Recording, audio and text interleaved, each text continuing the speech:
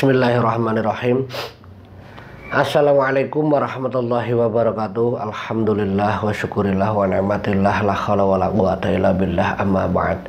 Jumpa kembali di channel Sunyi Sepi. Terima kasih untuk dukungan dan support kalian yang sudah subscribe, yang sudah nitip komen dan like di cerita-cerita Sunyi Sepi ini. Semoga konten-konten kami bisa memberikan manfaat dan menghibur kalian pecinta cerita misteri dan horor.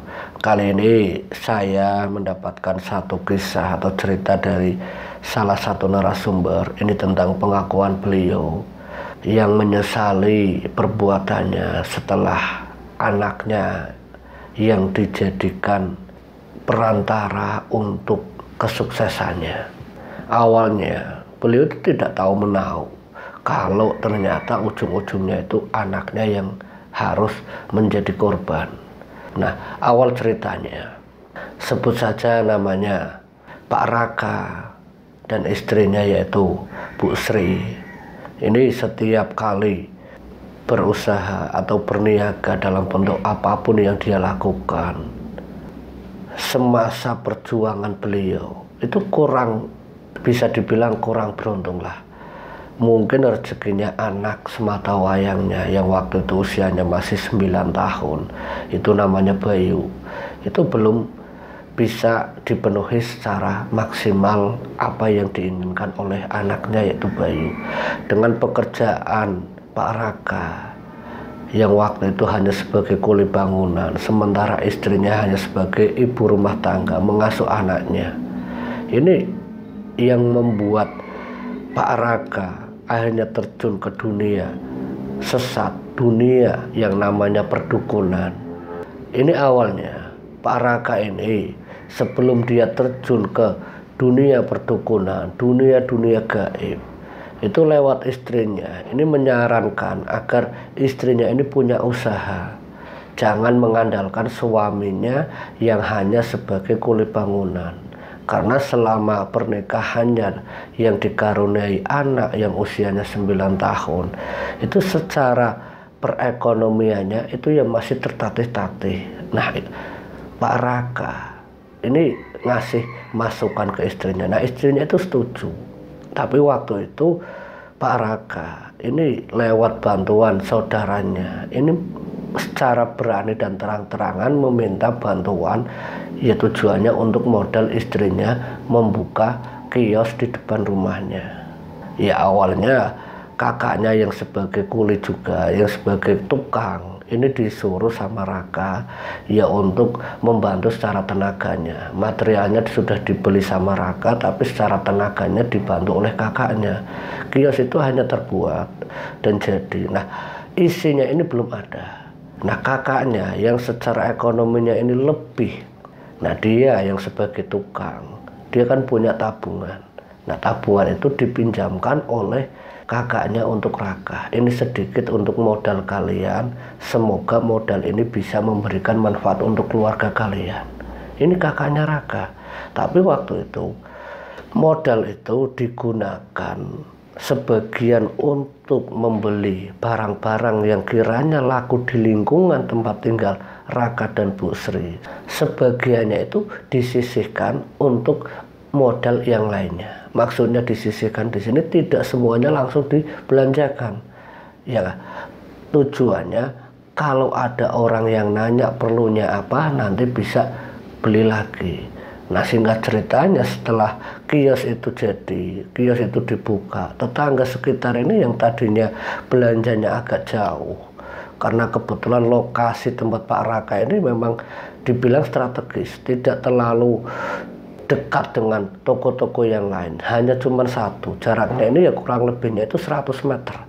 Jadi hanya lingkungan Pak Raka, hanya Pak Raka yang mempunyai kios, yang waktu itu ya istrinya yang dagang. Nah, hasil dari dagangnya ini selama berminggu-minggu, berbulan-bulan, mereka hanya mulai merasakan bagaimana nikmatnya berdagang. Bulan pertama, bulan kedua, setidaknya bisa mengisi tambahan-tambahan dari apa yang sudah laku, terus diisi lagi, dan terus menerus. Tapi waktu itu pinjaman dari kakaknya yang hampir 4 bulan ini memang belum dikembalikan sama Raka. Ya alasannya Raka ya untuk modal dulu Kang. Jadi biar berkembang dulu. Nanti kalau sudah cukup ya saya kembalikan. Tapi terus terang saya tidak bisa mengembalikan semuanya. Paling tidak ya sedikit demi sedikit, yang penting selesai. Nah kakaknya setuju. Nah singkat ceritanya setelah setengah tahun usaha dagangnya Sri, ini kios sembako, ini mulai terlihat banyak lingkungan sekitar tetangganya itu memang berbondong-bondong ke situ. Tapi yang jadi masalah Bu Sri, tetangganya ini bukan pakai uang kontan, tapi kebanyakan yang datang itu pakai bon atau ngutang.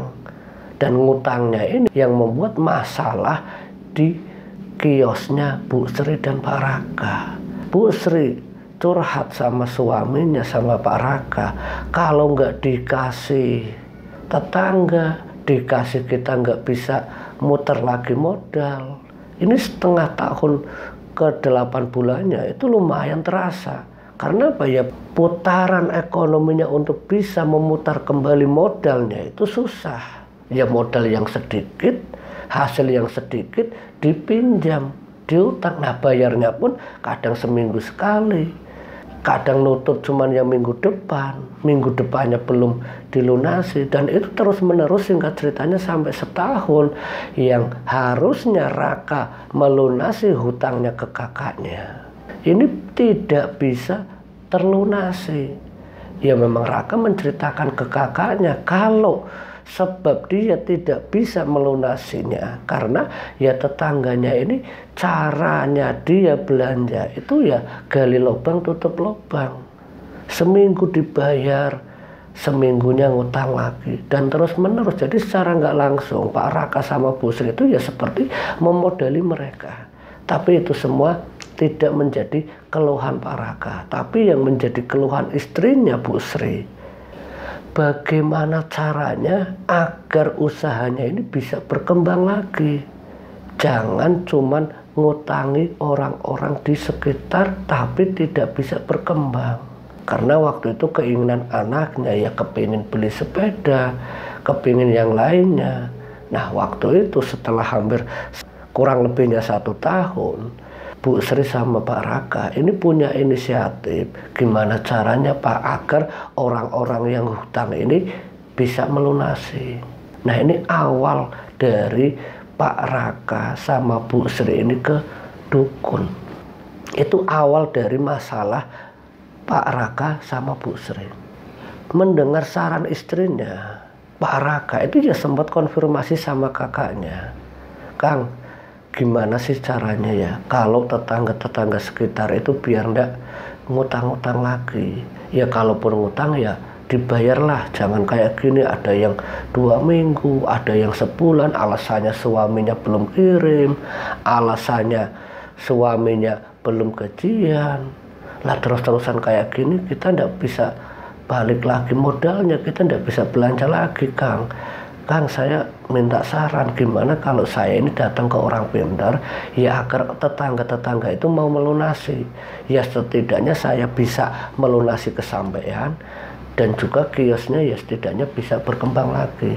Nah waktu itu kakaknya ini tidak tahu kemana arah Raka. Mungkin pikirannya kakaknya itu Raka ya ke siapalah, ke orang pintar atau ke kiai atau ke ustadz atau ke siapa, atau ikhtiar sendiri. Nah kakaknya itu setuju. Raka ternyata larinya ke dukun. Dia menyampaikan masalah yang sedang dihadapinya, yaitu tentang hutang piutang dari tetangga-tetangganya untuk kiosnya ini. Ternyata di situ mulailah Pak Raka dikasih sesuatu bentuknya barang dan juga 1 botol mineral termasuk airnya yang sudah dicampur dengan mantra-mantra oleh sang dukun itu, katanya disuruh untuk menggunakan di area depan kiosnya.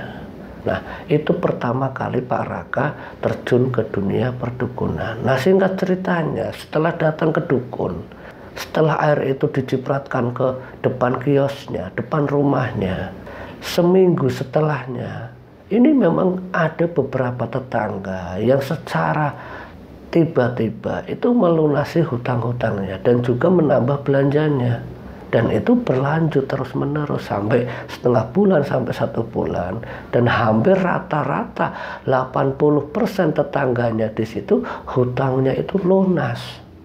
Tapi Pak Raka itu memang disarankan sama dukunnya untuk datang setiap 40 hari sekali. Pokoknya jangan sampai telat 40 hari, ya kamu sama istri kamu ke sana.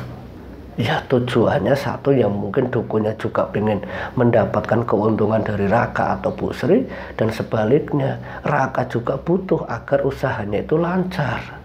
Selama berbulan-bulan akhirnya hutang ke kakaknya itu bisa terlunasi, kebutuhan untuk anaknya bisa dipenuhi, dari beli sepeda, mainan, termasuk biaya-biaya yang lain. Kiosnya ini secara perlahan tapi pasti itu seperti naik daun. Itu dalam waktu 3 bulan setelah Pak Raka itu 2 kali datang. Itu dirasa sekali, modal yang kembali, hutangnya terlunasi, semuanya itu bisa belanja lagi. Nah, singkat ceritanya setelah setengah tahun, mungkin sudah 4 kali Pak Raka itu datang ke tempat dukunnya. Ini Pak Raka memang setiap bulannya, setiap 40 harinya dia datang, itu ngasih yang namanya wujud rasa terima kasih lah, bentuk amplop. Tapi waktu itu amplop yang dikasihkan Pak Raka sama istrinya Bu Sri itu memang setiap bulannya itu selalu nambah. Dari misalkan yang 100, terus tambah 200, tambah 300, dan terus menerus. Ya bagi Pak Raka sama istrinya itu tidak masalah.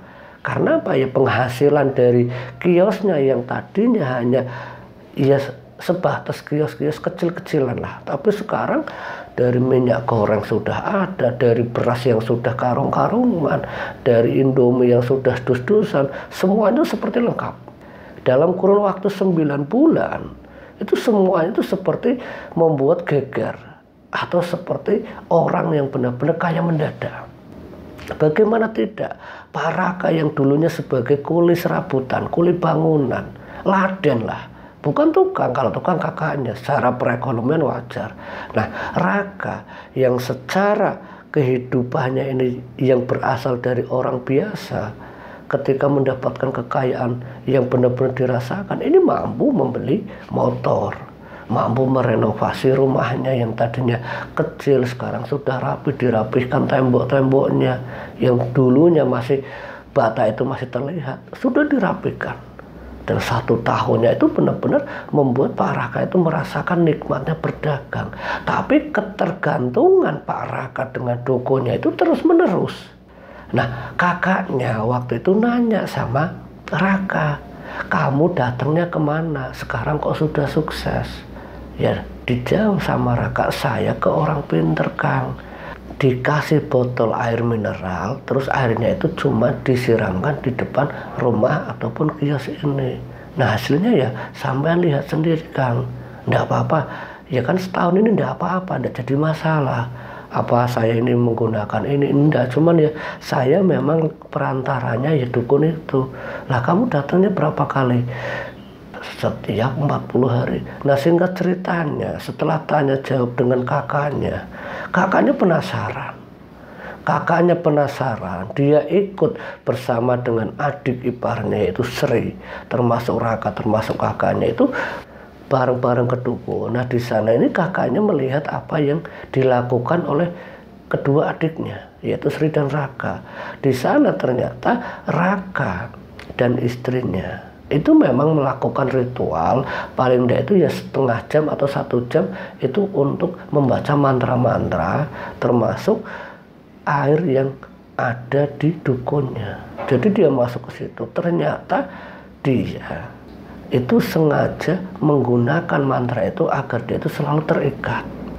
Nah singkat ceritanya, setelah kakaknya ini tahu, kakaknya balik, sempat diingatkan sama kakaknya. Raka itu sempat diingatkan, kamu melakukan ritual kayak gitu, yang saya khawatirkan ini berdampak pada keluargamu sendiri. Mungkin saat ini belum terasa, Tapi kakak punya firasat yang lain. Saya khawatir. Lah Raka ini bilang sama kakaknya, ndak apa-apa Kang, ndak apa-apa, ndak usah berpikiran negatif, ndak usah berpikiran yang aneh-aneh. Kalau sampean tidak suka dengan saya, ya sampean ndak usah ikut saya.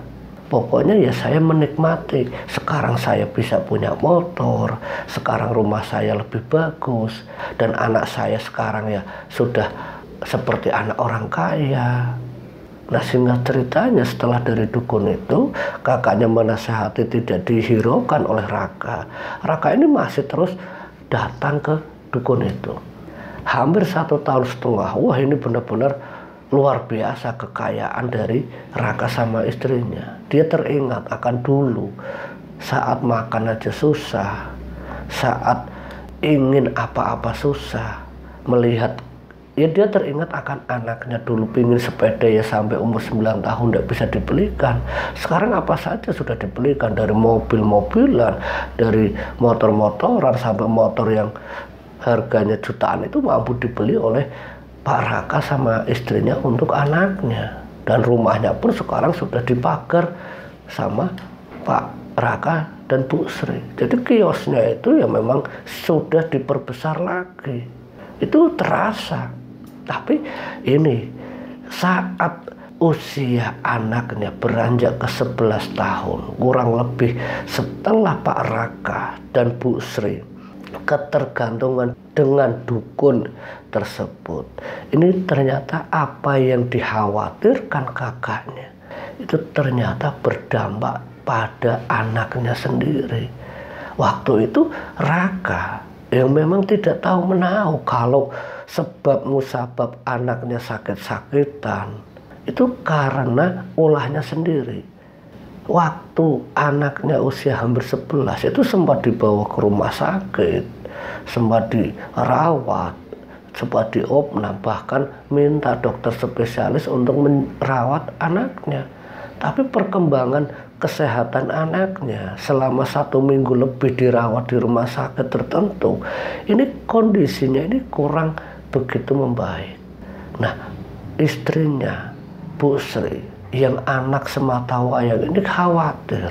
Nah satu waktu saat istrinya ini sedang menjaga anaknya, dia tertidur di depan anaknya yang terbaring sakit di rumah sakit, di tempat tidur. Ini istrinya itu seperti antara mimpi dan nyata. Itu benar-benar melihat ada yang aneh di samping tubuh anaknya. Waktu itu istrinya sempat langsung terbangun karena saking kagetnya.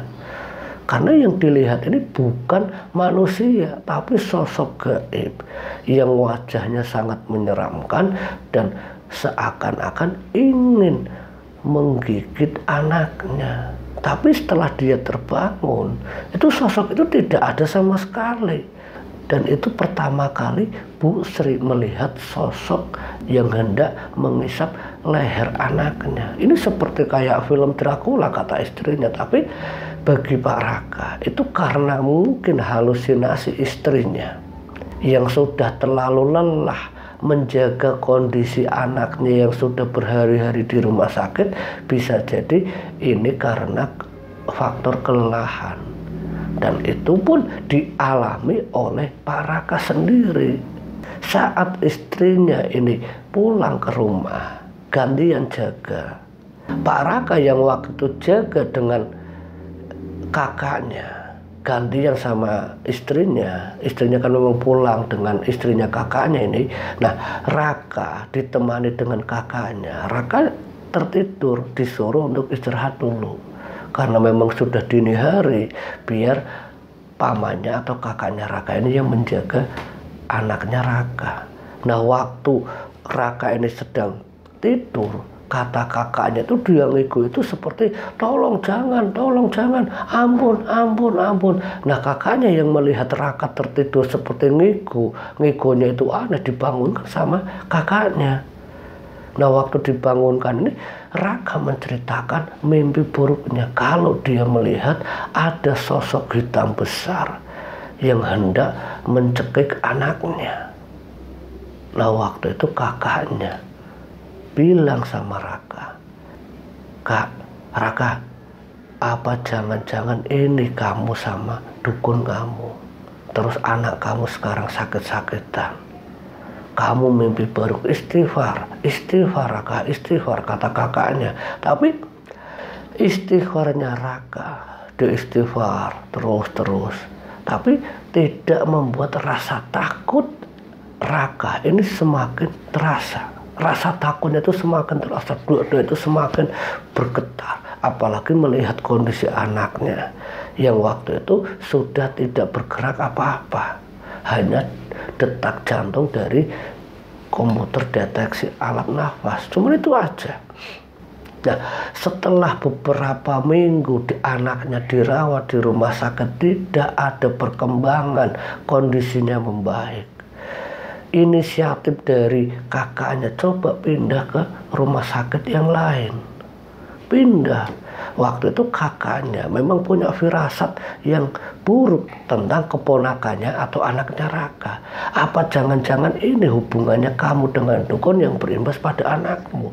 Waktu itu setelah anaknya Raka itu pindah ke rumah sakit yang lain, selama beberapa hari di sana, kakaknya ini ternyata dia mendatangi salah satu ustadz atau kiai yang menanyakan tentang anaknya atau keponakannya sendiri, yaitu anaknya Raka yang namanya Bayu. Itu ditanyakan sama seorang ustadz, dan di situ dia punya jawaban kalau ternyata imbas atau dampak dari ritual-ritual yang dilakukan oleh bapaknya, yaitu Raka sama Bu Sri, ini sudah waktunya mereka yang sudah memberikan kekayaan ini akan mengambil anaknya, dan waktunya itu sudah tidak ada jedanya lagi, dan waktunya pun sudah sangat sempit. Nah, waktu itu kakaknya ini meminta ustadz itu untuk mencegah agar anaknya itu tidak jadi tumbal pesugihan.